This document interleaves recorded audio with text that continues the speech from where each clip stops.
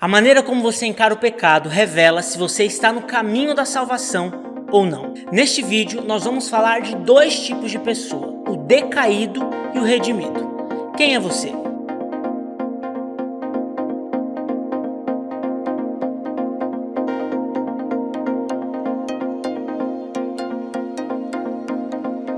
Antes de começar esse conteúdo, eu quero convidar você a compartilhar este material com os seus amigos. Compartilhe misericórdia, compartilhe salvação. Como você encara o seu pecado? A resposta para esta pergunta revela qual a maturidade da sua vida cristã. Na Sagrada Escritura nós vamos ver diversos pecadores lidando de maneiras muito diferentes com os seus pecados. Hoje eu quero trazer para você dois personagens e por meio destes dois personagens nós vamos entender se você ou se eu, se nós estamos no caminho da salvação ou não. O primeiro personagem é um velho conhecido nosso, Adão. Lá em Gênesis 3 nós vamos ver que após o seu pecado, e a Bíblia vai narrar isso, Adão, ele pegou ali folhas de figueira para esconder a sua nudez. Estas folhas da figueira são, no fundo, um sinal de que Adão estava escondendo a sua verdade diante do Senhor. Em seguida, a Bíblia narra que, ao ouvir os passos de Deus no paraíso, Adão se escondeu. E quando Deus questiona por que ele estava se escondendo, ele diz que estava com medo. Esta é a atitude do homem decaído diante do pecado. Medo e esconder-se de Deus. Mas existe um outro trecho bíblico com outro personagem que vai nos revelar uma outra maneira de encarar o pecado. Este trecho está lá no Evangelho de São Mateus, no capítulo 8. A palavra narra que um leproso se aproximou de Jesus. E você precisa entender aqui qual é o significado dessa lepra ali no Evangelho. Socialmente, culturalmente, naquele contexto,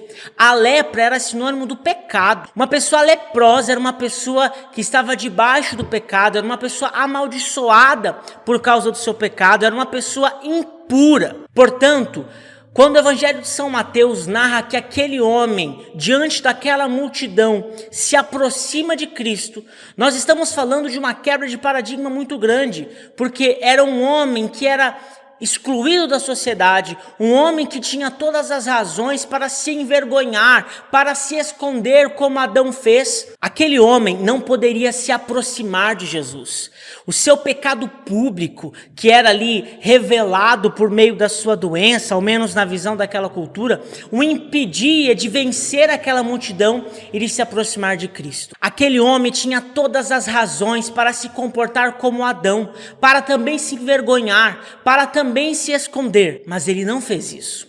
A Bíblia narra que ele se aproximou de Jesus e disse: Senhor, se queres, podes purificar-me. Em seguida, Cristo tocou e disse: eu quero ser purificado. E no mesmo instante, aquele homem ele foi curado. Mesmo recebendo os olhares de condenação, aquele homem não teve medo de se aproximar de Cristo.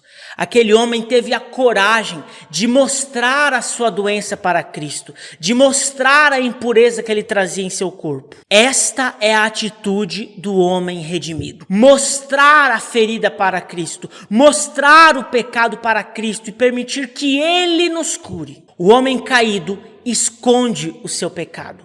O homem redimido mostra o seu pecado para Cristo, crendo, confiando que com sua graça Cristo tem poder para libertá-lo. Se você tem vivido para esconder o seu pecado, e você esconde o seu pecado na confissão, você esconde o seu pecado das outras pessoas, projetando uma falsa imagem de você para a sociedade, você está vivendo como homem caído. O convite de Deus é que você tenha coragem de se expor para Cristo, de expor a tua verdade para Cristo, para que, por meio dessa exposição, Cristo tenha a oportunidade de te tocar e de te curar. É interessante que Cristo toca aquele homem mesmo sem poder tocar, porque as pessoas tinham medo de tocar em um leproso e eram proibidas de tocar em um leproso, porque elas tinham receio de serem contaminadas pelo leproso. Cristo não.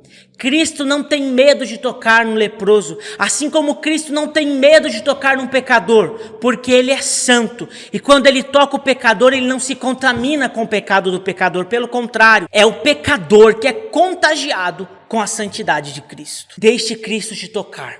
Expõe os teus piores pecados para ele. Expõe as tuas piores verdades para ele.